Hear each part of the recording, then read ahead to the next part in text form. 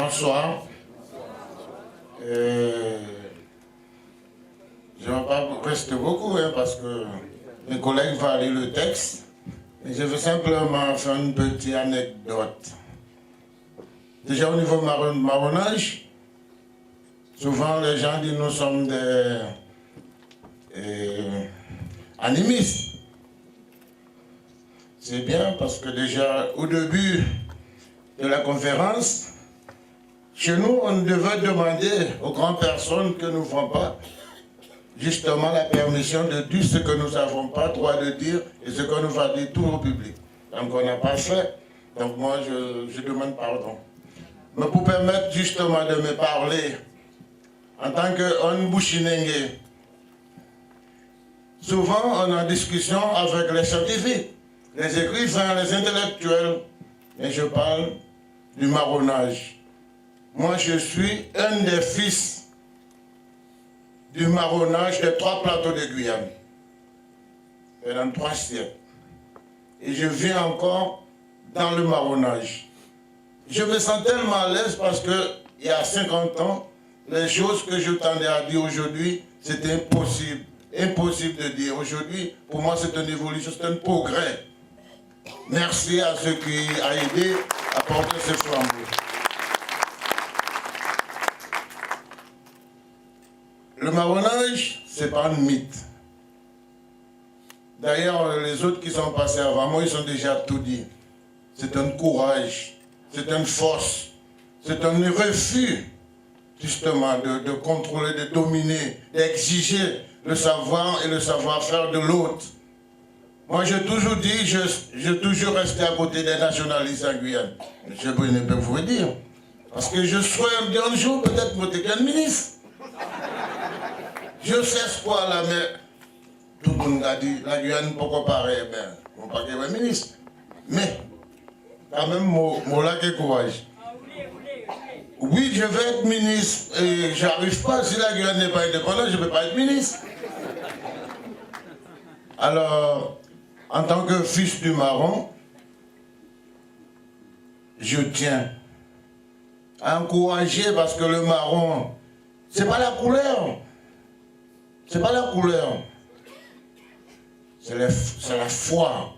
D'être libéré, comme tous les autres ont déjà dit, c'est la foi d'être libéré de vous-même, de créer votre responsabilité, de nourrir votre foyer, d'être autonome de ce que vous voulez être pour demain, pour votre enfant, pour ce qui vient après vous. Mais vous ne pouvez pas rester toute ta vie, garder ta maman, ton papa, donner à manger, c'est pas possible, c'est pas possible.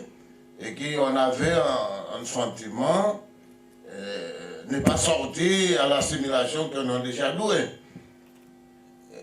Pour apprendre un peu à sous Madame l'Église. Hein. Tu sais, lorsque je parle du marronnage, j'accuse pas l'Église parce qu'on sait tous que l'Église était l'organisateur de l'esclave. C'est lui l'organisateur. C'est pas d'autre, c'est l'Église l'organisateur.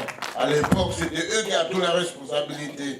C'est lorsqu'ils ont décidé de tourner le dos pour demander le mea culpa, ça a tourné envers. Parce que c'est eux qui ont organisé l'esclave. Bon, l'esclave, bon. Aujourd'hui, c'est pas l'esclave en fouetté, c'était l'esclave idéologie, alors maintenant nous sommes en train de subir. Parce que lorsque vous prenez 250 ans d'assimilation, on parle de l'Église, on parle de ceci, nous avons gardé un peu de la culture africaine. Et ce que nous avons appris chez les Amérindiens, là nous avons une culture de Guyane. Les Noirs marrons sont une culture de Guyane et ce qu'ils ont porté par le savoir africain. Donc nous sommes des Guyanais et pour ça nous luttons pour la Guyane. Moi je demande à la mairie de Matoury de poursuivre son action. Beaucoup de critiques. Ce matin, j'étais dans le bureau, j'ai appris, on me disait, mais monsieur Lamoraï, J'ai vu dans les journaux, il a ceci, il ne sait même pas qu'est-ce qu'il avait fait pour obtenir ça. Et ce petit dame ne sait pas.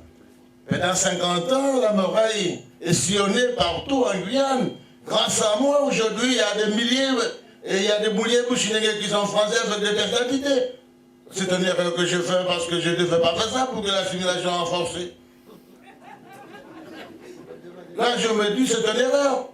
Parce que si je n'avais pas été militant pendant 50 ans avec les autres, pour demander aux autorités, créer de l'école partout, partout, j'étais le seul qui avait l'occasion de parler à Avignon, dire, vous, je te fais partie de la Guyane.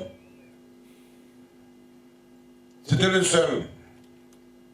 Et aujourd'hui, moi je vois qu'il y a une part en avant que nous devons mettre en valeur, mais je veux quand même que M. Marc vienne lire le texte de Maman Bobby, ce qu'on avait fait pendant 25 ans, au niveau de la croyance et la pratique.